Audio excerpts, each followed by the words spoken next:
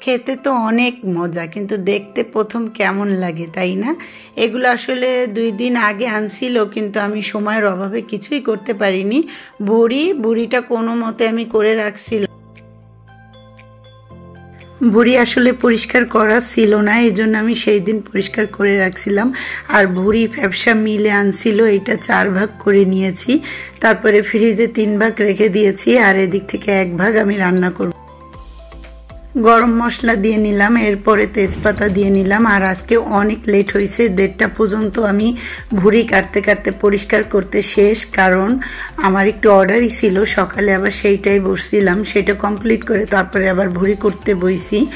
আর আজকে গোশও ছিল না, যে তাই রান্না করবার, বাচ্চাদের আসলে শুক্রবার আসলে তাদের খাওয়া লাগে, এই জন্য অনেক কষ্ট হলেও তারপরে করছি। 1:30টা পর্যন্ত এগুলো পরিষ্কার করে আমি 1:30টার দিকে রান্না করতেছি। এই জন্য আজকে ভাজির কিছুই করব না, শুধু ভুঁড়িটাই রান্না করব।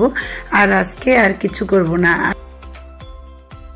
কাদের কাছে ভুঁড়ি অতি প্রিয়, আমার কাছে কিন্তু খুবই প্রিয়। আর দেখা যাচ্ছে আগে ফ্যাপসার দাম কিন্তু অনেক ছিল, এখন নাকি 500 টাকা কেজি। আসলে অনেক দিন খাওয়া হয় না, এই জন্য জানি না। ভুঁড়ি আর ফ্যাপসা এটা মিলিয়ে রান্না করলে কিন্তু এক প্রকার ভালোই লাগে। আর যত আমি দেখছি যে ভুঁড়িতে আর একটু মানে অনেক কিছু আছে না, গরুর তো অনেক কিছুই থাকে, সব কিছু যে লটপটি বলে, ওইটা করলে কিন্তু আরও স্বাদ হয়। যেমন নাড়িটাও কিন্তু খুব ভালো লাগে, কিন্তু নাড়িতে অনেক তেল থাকে, খাওয়াই যায় না, তেলগুলো সব ফেলে দিতে হয়। সেভাবে যদি রান্না করা হয় তাহলে কিন্তু আপনি গরম ভাতের সাথেও খেতে পারবেন, পরাটার সাথেও অনেক মজা লাগে, রুটির সাথেও মজা লাগে।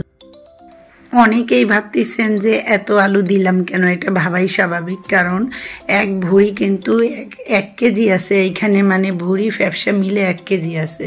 4 কেজি আনছিল, আমি 4টা ভাগ করছি, কিন্তু দেখেন কাটার পরে এত কম হয়েছে কি বলবো।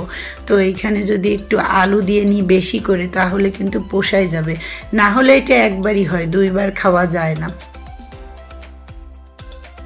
আর আমার বাচ্চারা যেহেতু ভুঁড়ি পছন্দ করে আর আলুটাও খুব পছন্দ করে, এই জন্য আলু বেশি করে দিয়েছি, যাতে একটু বেশি পরিমাণে হয়, আমাদের যেন 2 বেলা হয়ে যায়, রাত্রে আর ঝামেলা করব না। আজকে ব্লগটি আপনাদের কেমন লাগলো, আর অনেক অনেক ধন্যবাদ যারা এই ভিডিওটি পুরো দেখেছেন। আজকে এই পর্যন্তই, সবাই ভালো থাকবেন, আল্লাহ হাফেজ।